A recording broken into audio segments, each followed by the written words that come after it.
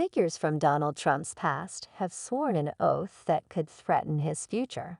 Stormy Daniels was on the witness stand, Donald Trump was at the defense table, and I could feel a queasy energy flow through the Manhattan courtroom. Daniels, an adult film star, told jurors about having sex with Trump in 2006. The former president radiated disgust, shaking his head and muttering obscenities. I've been in the courtroom every day, and in today's newsletter, I want to share a bit about what it's like to watch this spectacle unfold in person. This is the third of Trump's trials that I've covered, but there's still something striking about seeing a ubiquitous media figure in the flesh. He strides into the courtroom just before proceedings begin each morning. A real, heavily made-up person who directs grimaces, glowers, and occasionally winks toward the reporters. His face falls when he thinks he is not being observed. And sometimes when he stands up from the defense table, I can see him ready himself to face the press jutting out his jaw before turning toward our seats. Trump is not on trial for sleeping with Daniels, which he denies, or for paying her to keep silent. He is charged with something significantly less provocative: 34 counts of falsifying business records. Pundits have lamented the quotidian nature of the case, the only jury trial he may face before the election, given the monumental misdeeds of which he is accused elsewhere, including efforts to overturn election results. But the Manhattan District Attorney says that his case, too, is about manipulating an election, the 2016 race.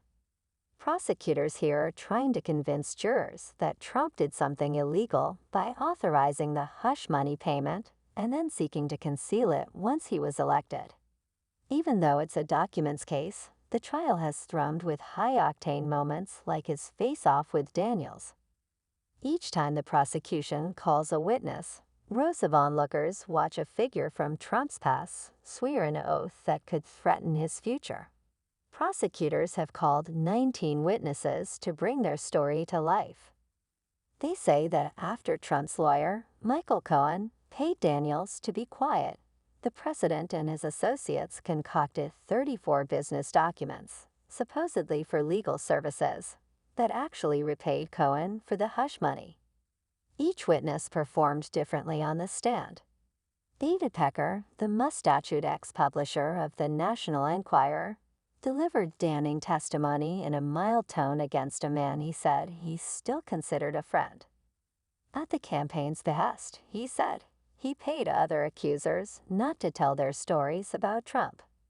Reporters nicknamed him the tabloid grandfather for his apparently kindly manner, even as he told ruthless stories about tarring Trump's political enemies with mocking headlines.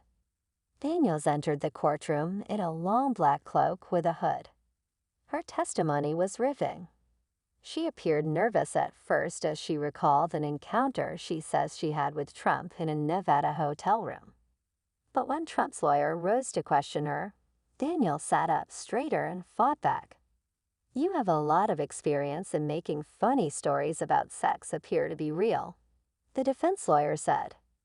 Daniels shot back, "The sex in the films, it's very much real. Just like what happened to me in that room."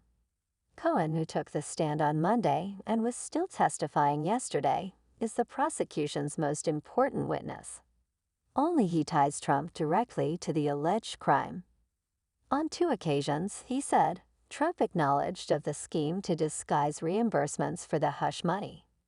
Cohen's tale is a parable of loyalty and betrayal. He says that he turned on the former president after Trump failed to support him in 2018, when federal prosecutors originally began investigating the hush money payment.